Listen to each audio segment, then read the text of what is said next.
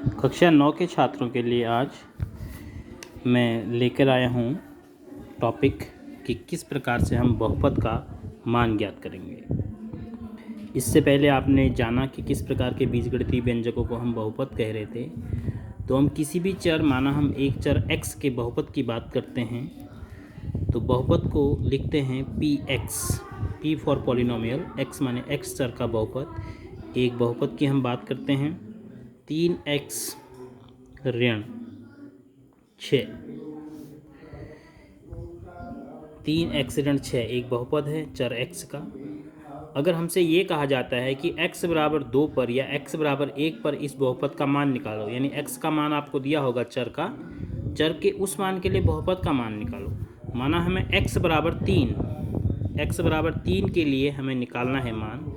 हमसे कहा गया है कि x बराबर 3 के लिए इस बहुपद का मान निकालो। तो आपने जहाँ जहाँ पे x है वहाँ पे 3 रख देना है। तो बहुपद का मान हो जाएगा P3 बराबर 3 गुणा 3, x की जगह 3 रखा, 3 और x के बीच में गुणा का चिन्ह, ऋण 6। अब आप कक्षा 5 में जो पढ़ते आए हैं, पहले यहाँ पर गुणा होगा, भागु जोग, 3 तियाँ 9, फिर उसमें से 6 घटेगा, तो बहुपद का मान कितना आ जाएगा 3। अब आपने इससे ये अनुमान नहीं लगाना है कि 3 के लिए 3 ही मान आता है। यहाँ पर एक संयोग है कि हमने चर का मान 3 लिया तो बहुपद का मान भी 3 आया। अब हम एक और बहुपद की बात करते हैं। ये पहले बहुपद की, एक और बहुपद की बात करते हैं हम।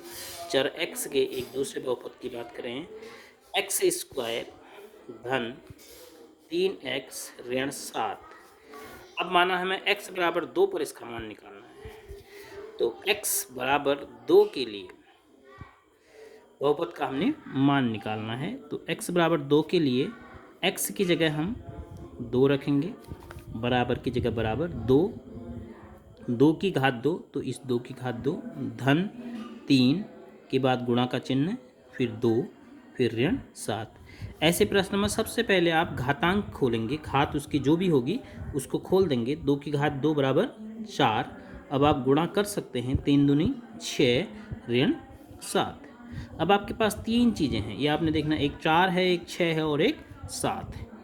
तो इन तीनों में 2 तो धन के हैं, तो ये दोनों तो मित्र हैं, ये दोनों तो मिल के आपस में कितना हो जाएंगे 10, और फिर एक ऋण 7 है।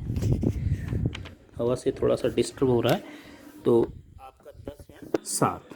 अब 10 में से 7 घट के कितना आ गया मान 3। ये बड़ा अजीब संयोग है कि हम जिस भी बहुपद की उदाहरण दे रहे हैं उसका मान 3 ही आ रहा है। तो चलिए फिलहाल आप किस प्रकार से बहुपद का मान निकालना है, अगर यह सीख गए हैं तो हम इसके बाद का टॉपिक फिर बहुत आसानी से सीख जाएंगे।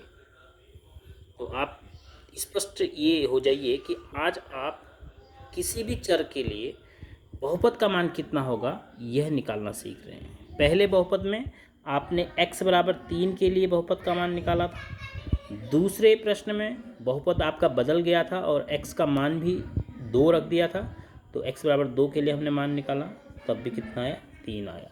तो हम ये कहेंगे कि x बराबर 3 के लिए इस बहुपद का मान 3 है और x बराबर 2 के लिए इस बहुपद का मान 3 है। तो इस प्रकार आप ऐसे प्रश्न खुद आप निर्माण करके उसमें x की जगह मान रख के बहुपद के मान निकालने का अभ्यास करेंगे।